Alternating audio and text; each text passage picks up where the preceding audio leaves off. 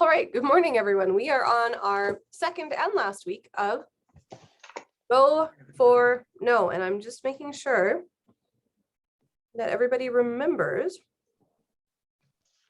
that we're doing this right now. There we go. All right, so how has everyone's week been? Has this concept changed the way that you have approached your business, changed the way that you have perceived feedback? Anybody's takeaways at this point? Seeing as how we're starting on a time for reflection, which is the name of the chapter, the one-page chapter. Which chapter was that? Sorry. Well, in my book, I've got chapter 15 is a time for reflection.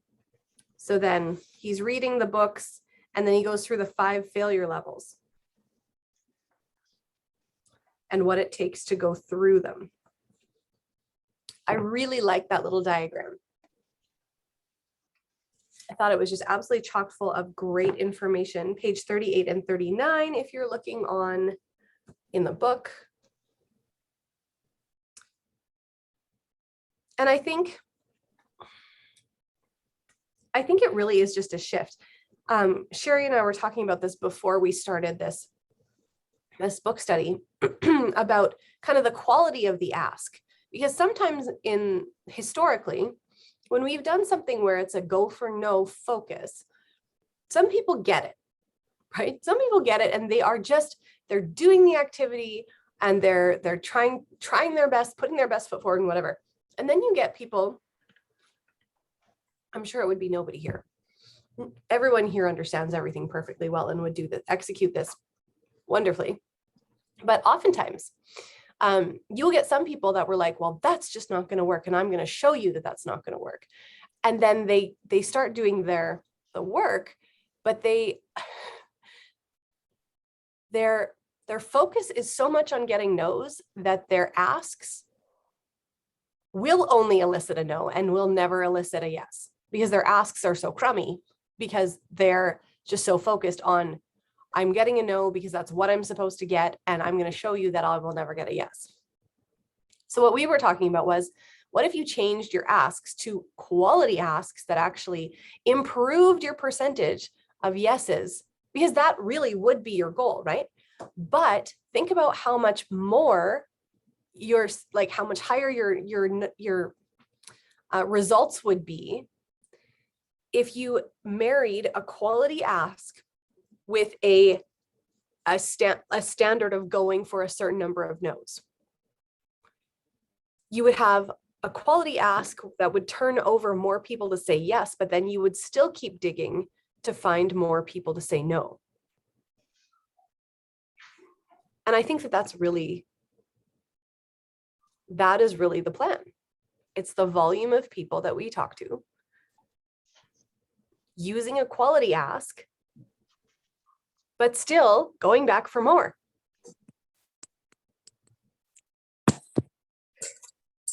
I think part of what we're really looking for is an authentic response. Mm-hmm. We're not looking for the no response. We're looking for an authentic response, a response that says, tell me more, a response that says, no, I'm not ready right now, but something that's authentic. Because even if you get a yes, if you pursue it down the trail and it's a yes, but it's not really a yes because they just thought they had to say yes because you asked them,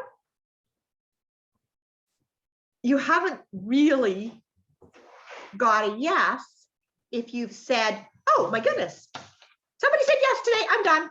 Mm-hmm. And so then you pursue on down this trail, following along, giving them information, supporting them, all the things.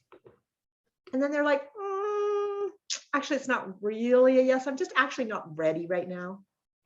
And you didn't ask anyone else. You just put all your horses on this one focus. Whereas if you think about more quality asks, more responses, the yes just brings you to a great, we'll start the process with them.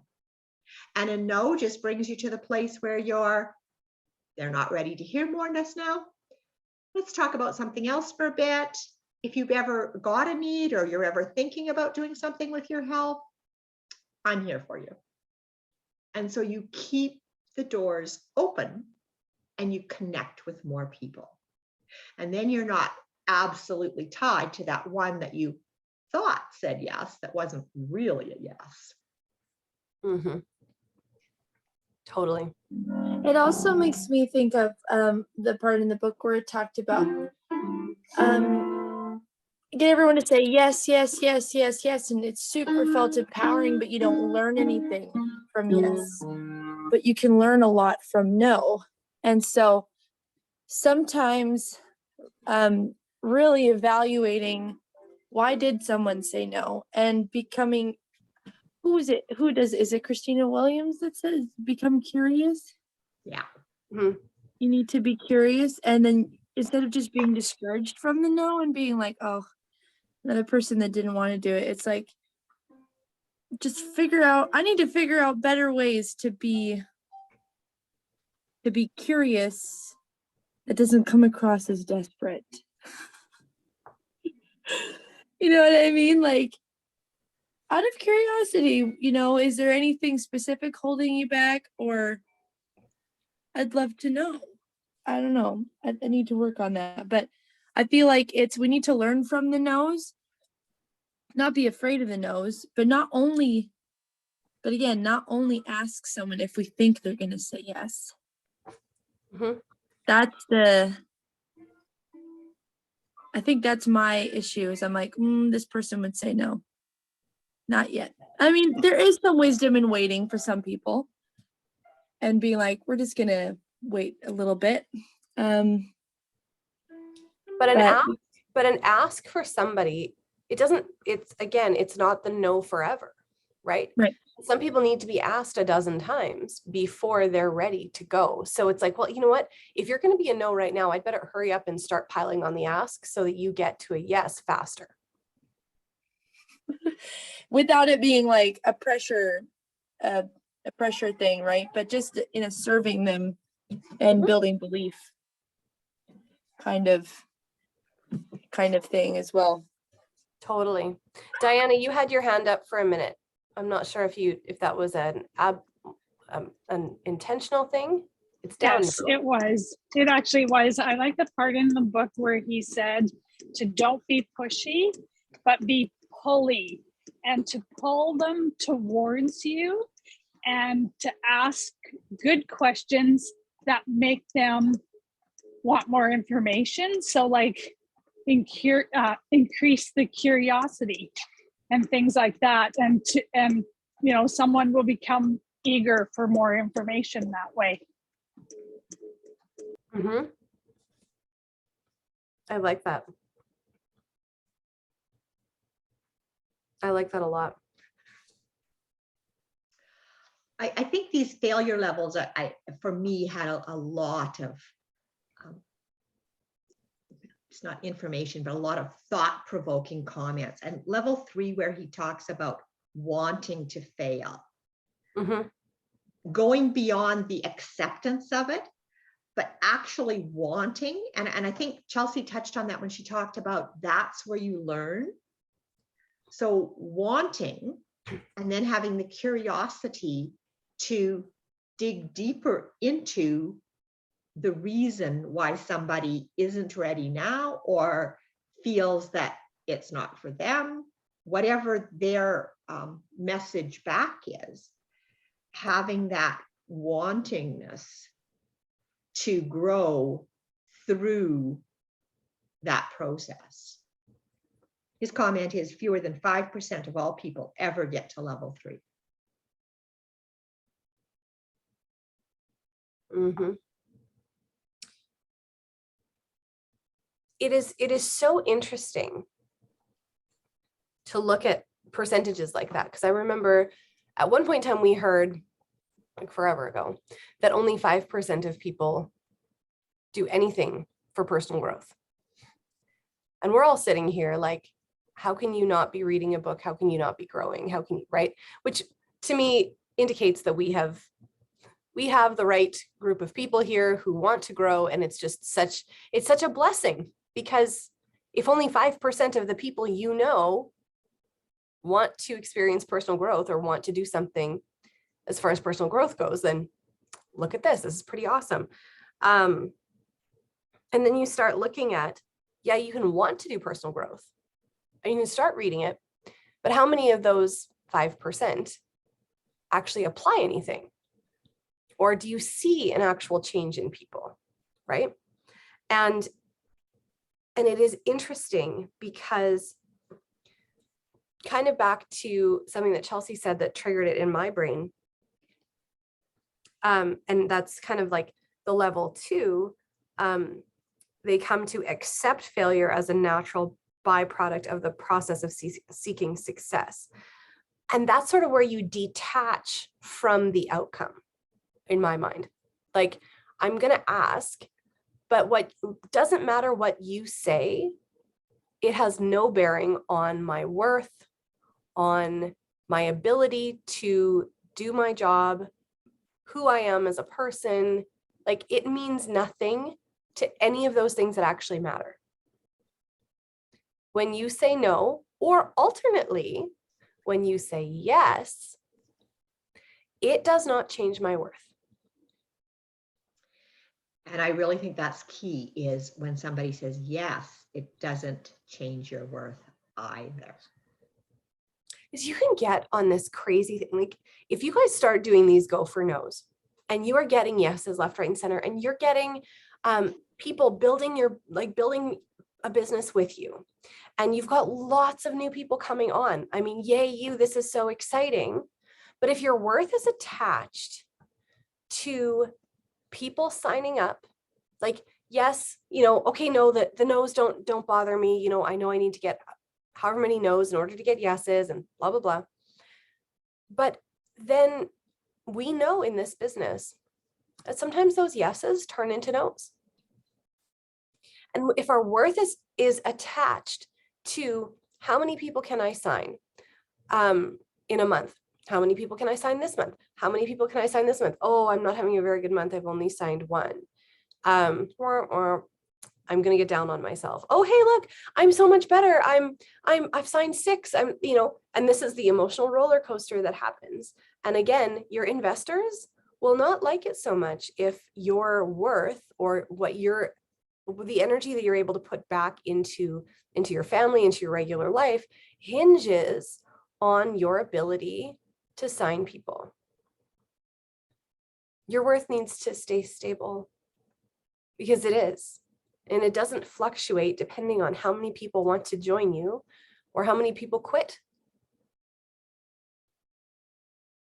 Those numbers will do this. But you know what? If you are continuing to grow and to implement ideas like this and all those things, it's like growth is not linear. I wish that I would have taken, I wonder if I took a picture of it. I'll have to look. Christy Jex at convention at the Jewel training put up, projected in front of all of her peers, which I thought was like the bravest thing that I'd ever seen, what her growth looked like and where her points were at in certain months over certain years. And it was like this, and then she'd have a spike, and then she'd have like, but it kept going up, right? The trajectory was still on the upswing. When we accept that all those things are crucial to our growth, our development, and our future success, it's far easier. But again, back to, if you do not truly understand and embrace your worth, and you have it firmly cemented where it is, things like this will shake you to your core, or have the ability to shake you. Now, I'm not saying that you can't be really excited when somebody signs and says yes. That's okay.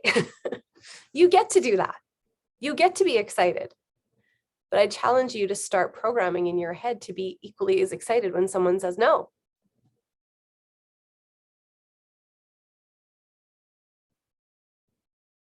Does anyone have a no list of people who have said no to them that you can go back through? Trisha does. I want to hear about Trisha's organization because I think that she could probably teach me a thing or two. I just developed it the other day. That was one of my wins for reset. So it came out of is it Christina Williams or anyway, that whole, Tuesday night when we watched Christina Williams and she had that whole follow-up timeline. And I was like, okay, yeah, I have not tracked the follow-up timeline. It's been on my list to go back to the people who I've contacted in the past that I either got no response or got a no, and just follow up with them. Well, some of them, when I started going through it, and I haven't finished going through it, but some of them, it's been like 6 months to a year. So I did not follow the follow-up timeline. So I created a spreadsheet, and now I'm putting those names in and putting the first time I followed up. And now I'm going to start a regular follow-up with them and see where that goes. Good for you. You just started speaking Amy's love language when you said the word spreadsheet. And I would like you to notice that I did not jump off my chair and crawl under my table. My aversion for the word spreadsheet is about as strong as Amy's love for the word spreadsheet. It's getting better. It's getting better. That's awesome, Trisha. And by the way, I have all of her slides and I think the PDF for the follow-up system, like for the verbiage and stuff from her. I got it. Yeah. And Jimmy's saying, way to go, Trisha. And she says, me too. I do not feel alone. Anyway, I will have to put that, that information in, so that we can all take a look at it, because I have all of her slides from the presentation that has all the verbiage and everything. We have some verbiage gurus in here that really want it. I know you do. So awesome. Awesome. Awesome. And if people are looking for some verbiage on sending messages, in our Business Reset Q&A on Wednesday morning, Carrie Spratley gave us some beautiful verbiage. And can I just say, she's again at the top of the company for selling Reset welcome packs for the last, like, I think it's a week, for the last week. And took time to be with us. Love that girl. Love that girl. I really like this, the level 4, failing bigger and faster. The people who ascend to level 4 are those who have come to the conclusion that if failing is good, then failing faster is better. And not just failing faster, but if one is going to increase their failure rate, do it going after big goals that are worthy of the effort. And I think that that really does go to, and I thought it was really interesting in here when they were talking about courage. And I think a couple of years back, there was sort of, well, quite a few years back, there was this whole fake it till you make it concept.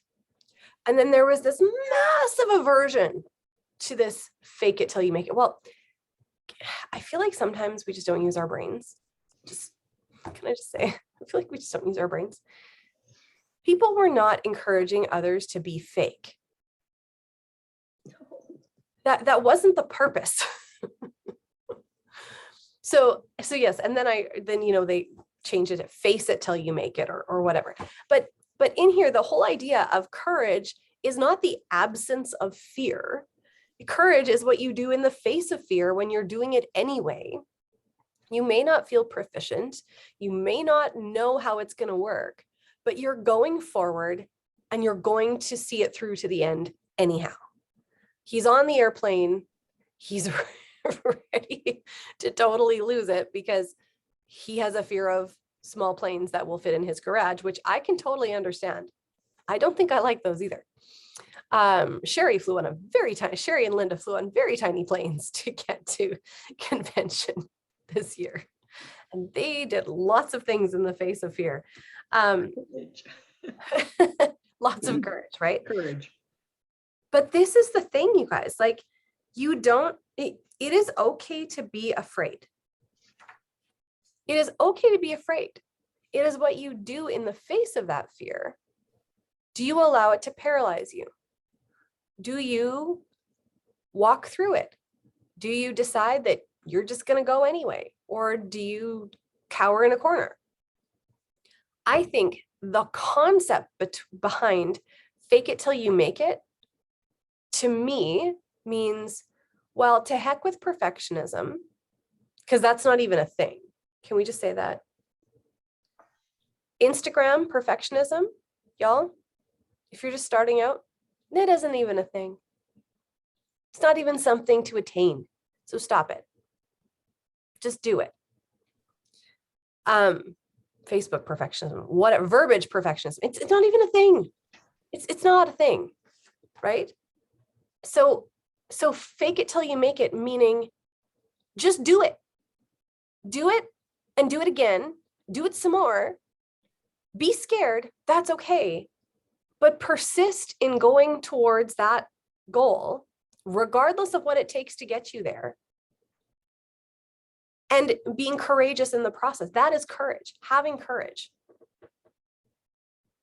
I really, really liked how he put that, because that totally triggered that in my brain, where people were like, fake it till you make it. That's not right. Okay. Hi, Amy. Hello. That actually kind of goes along with one of the things I've been talking about with a number of people, but it's the is it true? And kind of where that line had come in self-confidence, in emotional intelligence, in thought work, in recognizing different things. That also works in fear.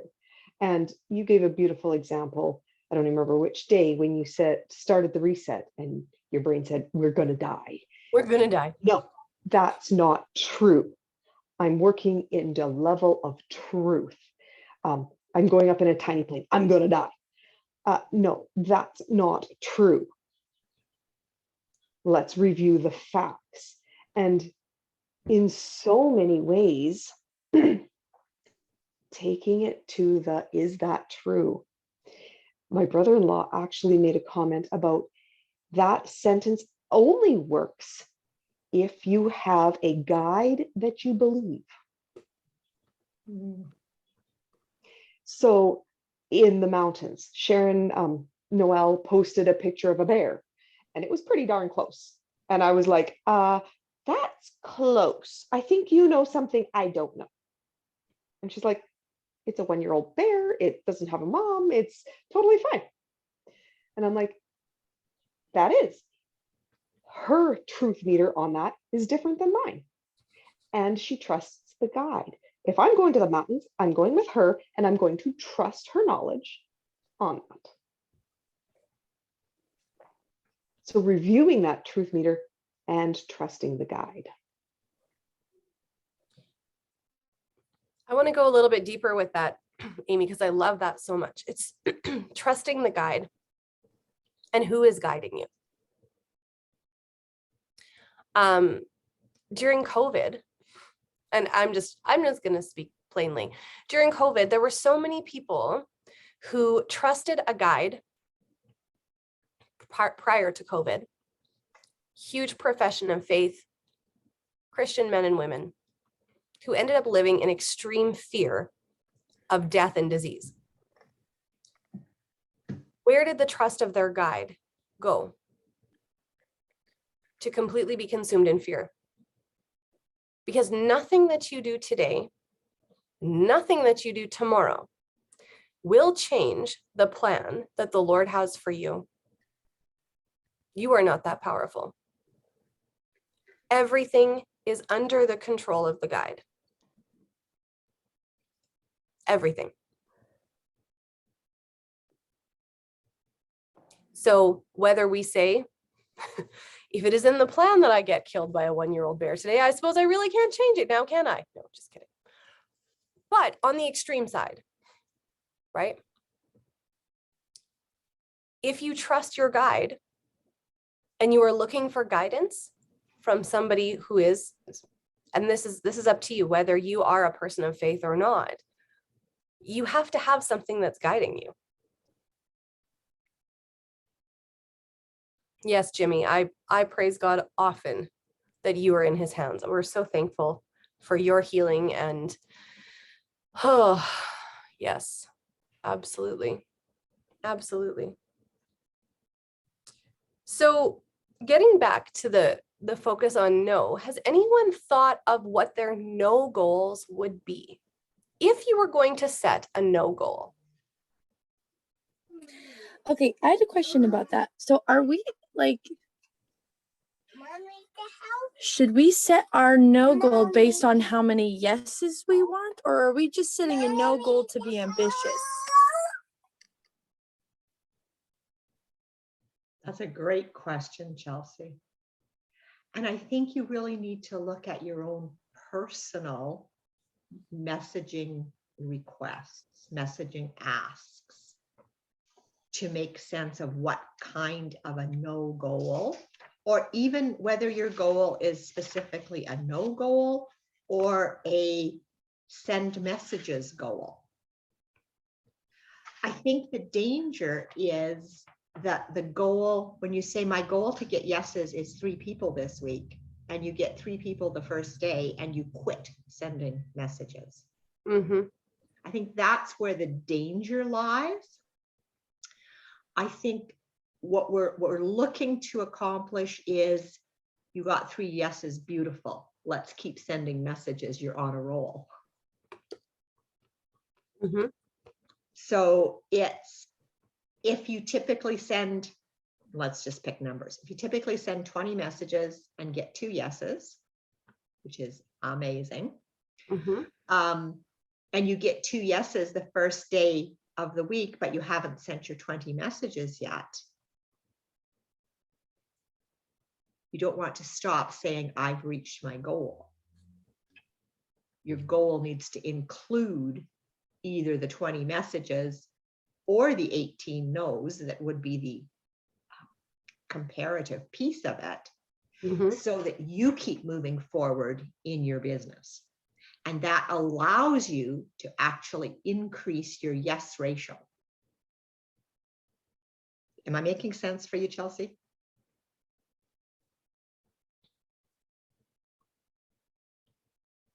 Yeah, I love that. I love that.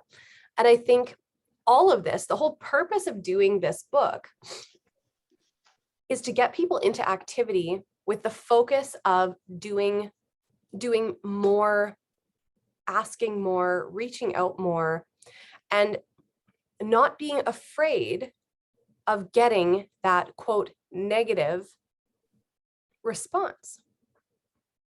Because if we understand that in order to get further in rank, build bigger teams, be able to serve people better, we need to have a prerequisite. There's a prerequisite there. You need to hear more no's.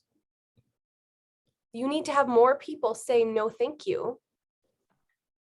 Whether it's the same 36 people saying no 12 times before they say a yes. Now, please don't only ask 36 people for the next month.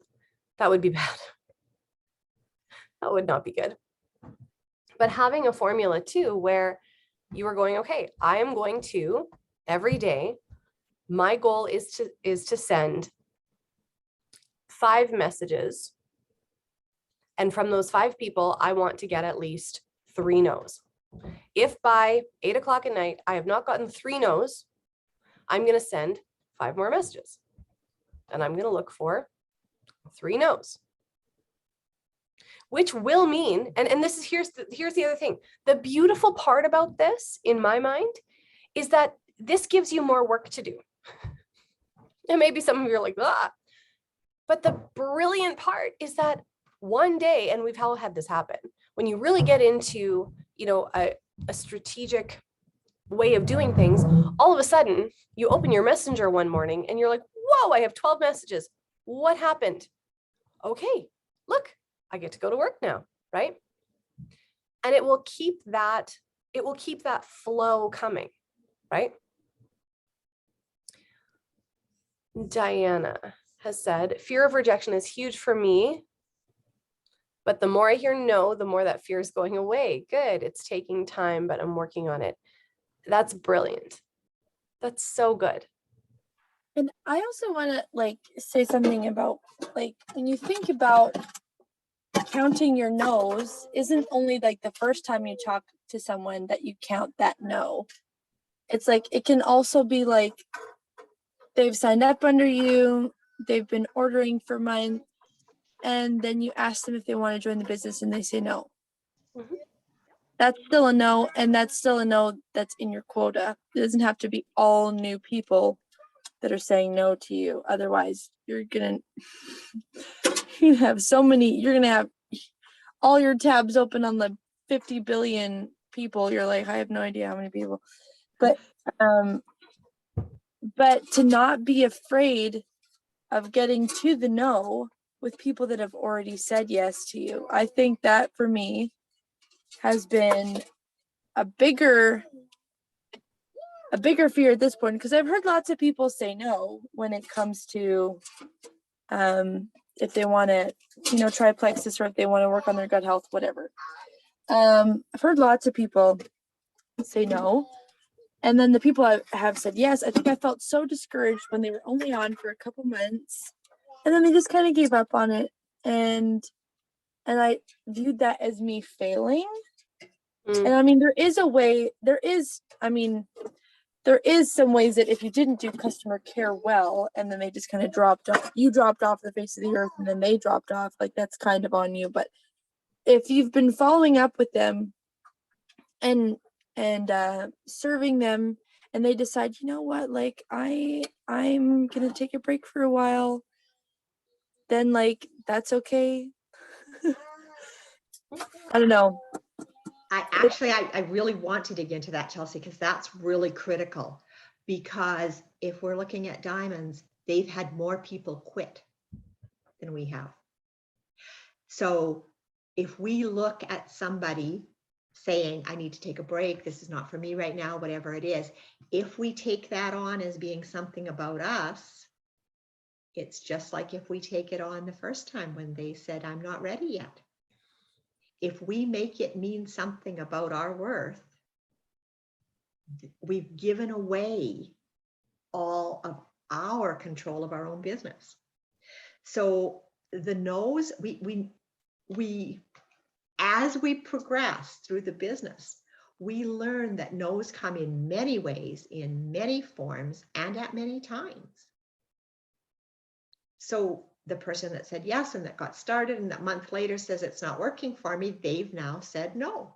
And that's a no that we also need to learn how to be curious about, how to investigate, how to be open to hearing. And I don't know about everybody else, but there was a time when a message came, I would actually rather not open it because maybe it's going to be a no of some description. Maybe they're going to have a problem and I won't know how to answer. Maybe, and at that time, when I wasn't opening the message, who was that about? Me. Mm-hmm. My fears, my ego. Yeah. Was I loving and serving them? No. If I wasn't even opening their message to hear them, do you think they felt heard at that moment? No. Yeah. If I could have opened the message, and I do now open the messages, and even if I said, you know what? That's interesting, that's happening. What else is happening in your life? Tell me more. And I don't know the answer to that. Let's see if I can get some resources or find somebody that's maybe had that experience.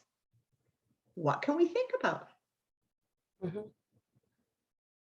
And it's all our process of working through the no's to become the person that we need to be,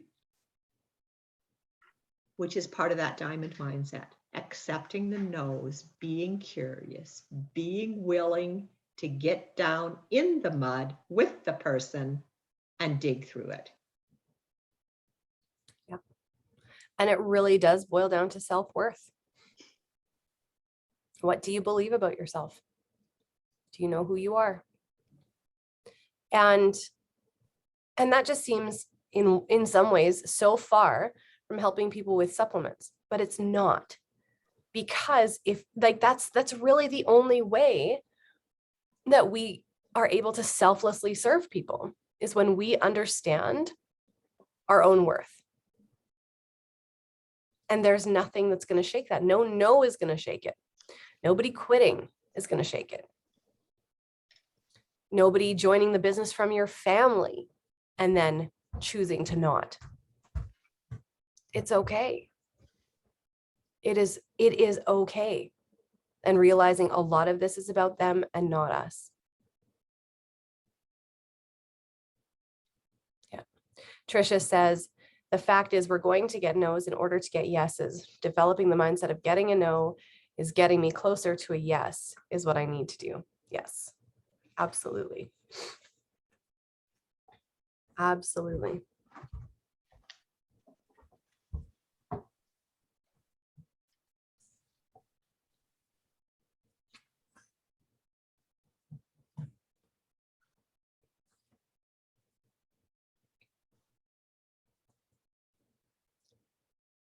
It would be really nice if we knew that there was a specific formula, right? Like, you need to hear 2,753 no's in order to get to diamond.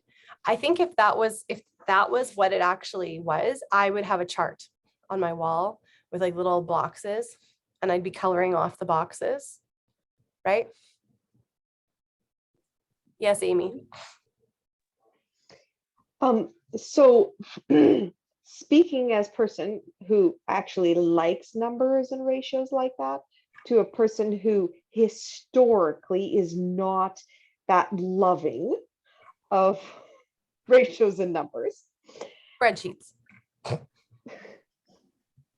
They make me itch. Anyway, yes? It's really interesting that we think that that ratio doesn't exist.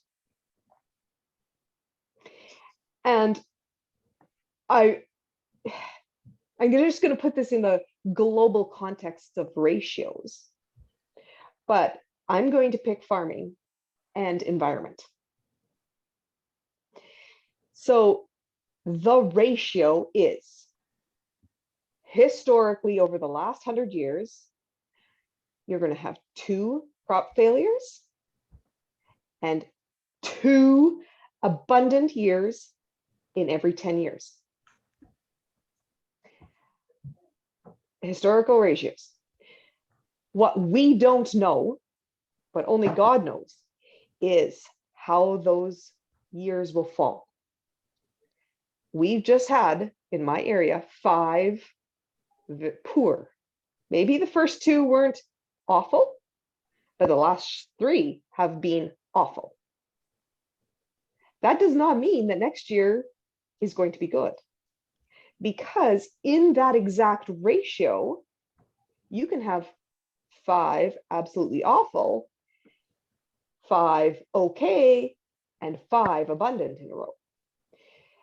So your example of a ratio, and I'm going to pick one of the diamonds who, I can't remember their name because that's not how my brain works, and I accept and acknowledge that, said that she did not hit a business partner until her 52nd ambassador.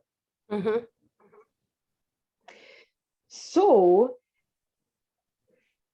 and I think that's where this training our brains not to just go for the no, but to learn from the no and to excel and want to continue and exponentially blow up the no comes into place. Is the reality is, do I have 52 ambassadors? Nope. Do I have some business builders? Yes, I do. But does that mean I should quit because I've got business builders before my 52nd one? Mm-hmm. No, it doesn't. It means that that ratio, which is a hard and fast ratio, needs to be continued, because I don't know if I'm going to get the next 20 no's before I get 5 yeses, or I'm going to get 1 yes for every 2 no's. I also really just needed a little personal reminder that when it's right for that person, you can't say the right thing to the wrong person if the time is wrong for them, and you can't say the wrong thing to the right person when the time is right for them. I feel like that's like the best news ever, because you don't need to say the perfect thing. If they're going to say no, they're going to say no, no matter what, like no matter how you say it. And I'm not saying that you can't get better with verbiage.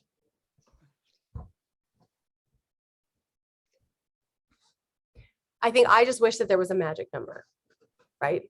Could Genevieve just tell all of us that 27,653 no's was how we were going to get to diamond? That was the number. That was exactly the number, right? And then we'd start doing the activity, right? Linda would have 2,000 done by lunch. I think that's exactly like I, as a farmer, wish that there was a magic number of years of drought before then it would be a good year. And Right. I want it to be 2. And then I'm going to be prepared for that good year, because then I'm going to be ready to do the work for it, right? And I can control it. Yep. Not like that. We're funny creatures, aren't we? We are. But it makes us so laughable, I know. because we're all unique. I was going to say quirky, but I think unique probably sounds better. Oh my goodness. Guys, this is such great discussion. Does anyone have any closing thoughts on the end of Go for No? Your big takeaways. This is the grand finale, people. I mean, we've got no doesn't mean never, which we've talked about. Yeah, Amy. I liked one of the guys' advice about if you're going to get no's on the big people. Mhm. Because if you get a yes, you've got a big yes also. And I also like that he qualified that by saying that doesn't mean you don't ask everybody. You make a point of stepping out and asking the big ones, Mhm. and get it repeatedly. I am one of the things that I feel so encouraged by, and I have to remember from reading this whole book, is the time that it takes me to get to where I want to be also isn't the definition of success. If it takes me longer to get there than someone else who went diamond in 3 years, like, that's okay. And I'm not like less successful. I just had a slower amount of growing to do. And getting there was kind of, the goal. But yeah, that how long it takes, how many people, like, let's say someone only had to get 10 business no's before they found a business builder who was really going to run with them. And I have like 100. It's just like, no, I don't want it to be 100, but 100 isn't failure. As long as I learned from all of those 100 no's, and I didn't settle for someone who was kind of just like, maybe, and then put all my hope in that. And it's just like, come on. No. Your That's my journey big will takeaway. see- Is it can take a Yeah. long time, and that's still success. Just like with the Wilberforce thing, took a long time. but it was worth it. And to not take the failure in the process as your identity. I think that's really good, Chelsea, because every one of us on this screen has a different journey toward where we're going. And that journey is the gift that we are being given, that we're going to be able to share as we journey with other people in the process. When we think about Abe Lincoln and how many times he received no's. His journey, like, is that what we remember? When I look at those diamonds, you know, it's weird. I never think, oh yeah, she's a 3-year to diamond, she's a 2-year to diamond, she's a 5-year. That doesn't even cross my mind. They're all diamonds. Yeah, like it took Marge 7 years. Do any of you guys think she's any less of a diamond than anybody else? No.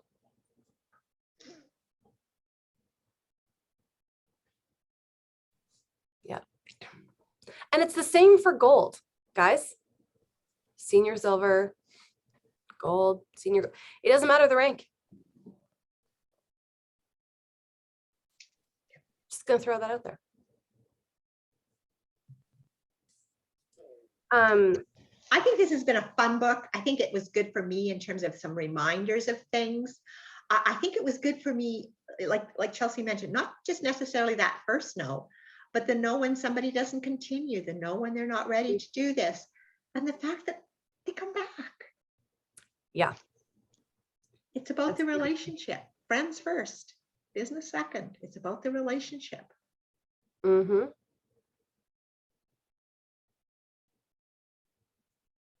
Yeah, entirely.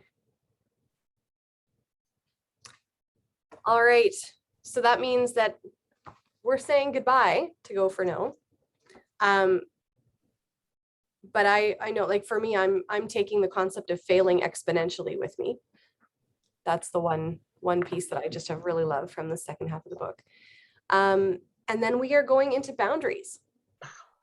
So we're going to fail exponentially, but we're going to succeed in setting boundaries. It's going to be great. Oh, it's going to be interesting. Who has their boundaries book? Who's been listening? I see Amy's face. How's it going, Diana? Yeah. Sherry, do you have it? Do you have it at your fingertips? How many chapters we're doing? I want, because we've already worked this out. I was like, well, maybe we should tell people. Because I think we're doing. You mean how many chapters we're doing next week? Yes. Well, the whole thing is just let me think for a minute out loud. There's 3 parts. There's 17 chapters. There's 6 chapters in the first one. The first chapter is mostly a story, and then the second chapter is what does a boundary look like. So I think if we cover 2 chapters in the first meeting, I think that has us on track. How many weeks are we taking to do this? I don't know.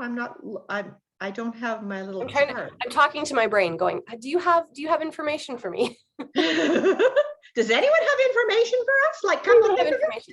We'll let you know if it's different. Yeah. But I think that when we planned this, I think I remember our conversation was, if people are committing to reading 10 pages a day, this will work out well. So if you can commit to reading 10 pages a day, I think that that's where we were at, Sherry. That would take us through chapter 3. And I think that that's where we were, but read 1 and 2, and we'll let you know if you need to read 3. How's that? Read 3 just in case. It's all good. Diana, she's got the answer. Yes. No, I don't have the answer. Trust me. I have the audio book and it's only 4 chapters. So I'm not sure if it's the right book. It has a different cover than that book, but when I clicked on it on Amazon, that's the book. So I don't know what's happening. Let me just pull it up. I will pull it up and I'll let you know. Are you listening on Audible? Yes. Okay. I've been listening on Audible too. Let's make a post in somewhere. Where are we making posts? We'll make a few posts and we'll let y'all know. How's that? How is We'll that? let you know. updated and expanded edition. We also There's have- 3 parts to it. I wonder if it's designed differently. How much have you listened to, Diana? the first chapter, and mostly it was stories, but then he did get into establishing some boundaries. So chapter 2 is what does a boundary look like? And chapter 3 is boundary problems.